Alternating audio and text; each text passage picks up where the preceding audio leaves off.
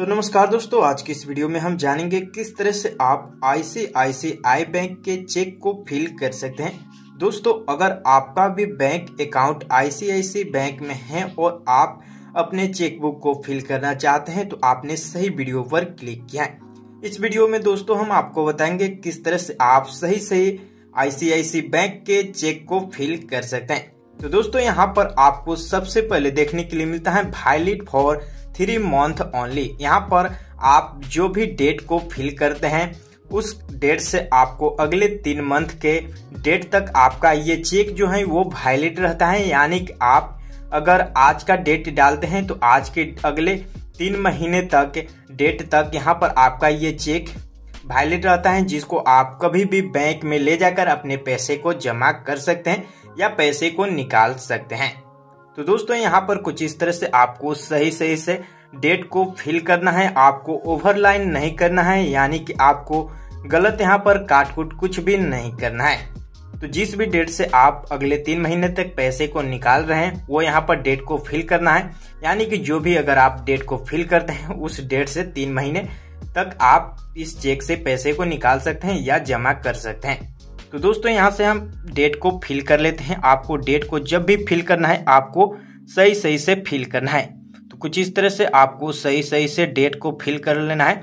थोड़ा सा समय यहाँ पर देखकर फिल करना है, कोई भी आपको जल्दीबाजी नहीं करना है।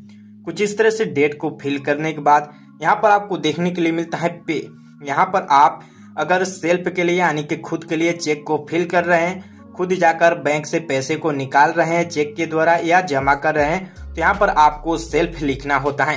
अगर आप किसी को ये चेक देने जा रहे हैं, आप खुद के चेक को किसी और को देना चाहते हैं तो उनका नाम यहाँ पर लिखना होता है। जिसको भी आप दे रहे हैं, अगर कोई यहाँ पर आपका दोस्त हो या आपके कोई भी यहाँ पर रिश्तेदार हो या आप किसी को भी देते हैं तो उनका यहाँ पर नाम को लिखना होता है। कुछ इस तरह से चलिए यहाँ से हम उनका नाम लिख लेते हैं जिसको हमें देना है। तो कुछ इस तरह से आपको कैपिटल लेटर में यहाँ पर आप लिख सकते हैं। तो कुछ इस तरह से हम यहाँ पर लिख लेते हैं। लिखने के बाद आपको यहाँ पर नीचे में दोस्तों देखने के लिए मिलता है रुपए। यहाँ पर आप कितने रुपए देना चाहते हैं वो यहाँ पर आपको लिखना है। यहाँ पर आप कितने रुपए देना चाहते हैं किसी को या खुद कितने रुपए निकालना या डालना चाहते हैं यहाँ पर आपको लिखना होता है। तो कुछ इस तरह से हम यहाँ पर 10,000 रुपए निकालना चाहते हैं या जमा करना चाहते हैं तो यहाँ से आपको लिखना है। हिंदी या इंग्लिश दोनों में आप फिल कर सकते हैं। तो यहाँ से हम 10,000 रुपीज यहाँ पर लिख देते हैं। कुछ इस तरह से आपको सही से फिल कर लेना है। कुछ इस तरह से आपको सही जब भी आपको लिखना है आपको सही से लिखना है। यहाँ पर कोई भी गलती नहीं होनी चाहिए। कुछ इस तरह से लिखने के बाद यहाँ पर आपको लास्ट में ओनली लिख देना है। कुछ इस तरह से आपका लिखने के बाद ये चेक यहाँ पर कुछ इस तरह से जितने रुपए निकालना है या जमा करना है वो यहाँ से लिखना है।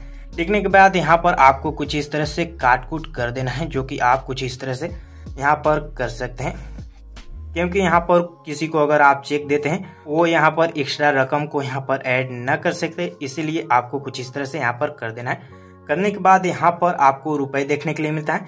यहाँ पर जो आप इंग्लिश या हिंदी में लिखते हैं वो यहीं पर कुछ इस तरह से आपको लिखना है। तो 10,000 रुपए यहाँ पर हम निकाल रहे हैं। तो कुछ इस तरह से यहाँ पर हम 10,000 रुपए कुछ इस तरह से लिखकर आपको यहाँ पर कर देना है।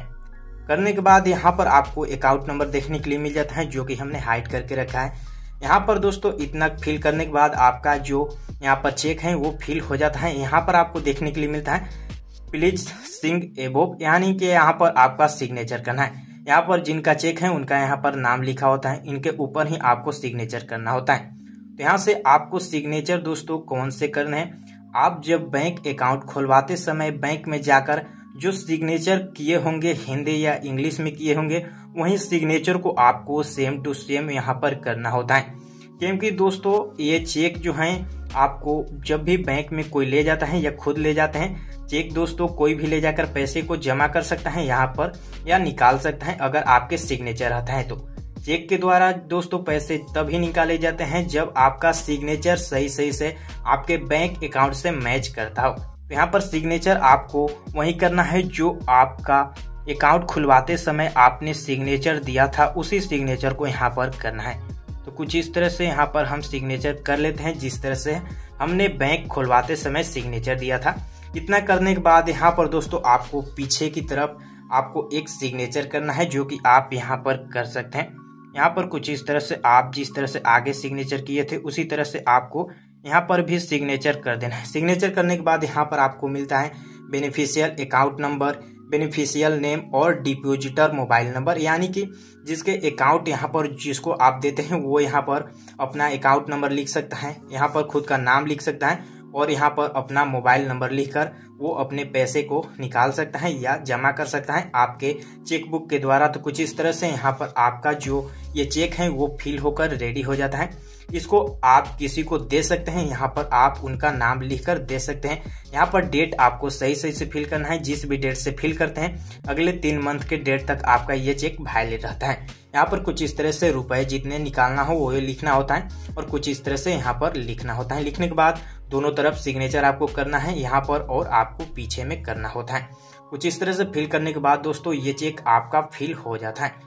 तो दोस्तों ICICI बैंक के चेक को कुछ इस तरह से आप भी फिल कर सकते हैं और किसी को पैसे दे सकते हैं या खुद के लिए भी चेक को फिल करके आप अपने अकाउंट से पैसे को निकाल सकते हैं या जमा कर सकते हैं। तो दोस्तों ये वीडियो आपको अच्छी लगी होगी तो वीडियो को लाइक करें और चैनल को जरूर सब्सक्राइब करें इसी तरह के वीडियो के नोटिफिकेशन को पाने के लिए। तो मिलते हैं इसी तरह की एक और न्यू वीडियो में और न्यू टॉपिक के लिए आप हमें कमेंट करके बता सकते हैं। तो दोस्तों मिलते हैं इसी तरह की एक और न्यू वीडियो में, तब तक के लिए धन्यवाद दोस्तों।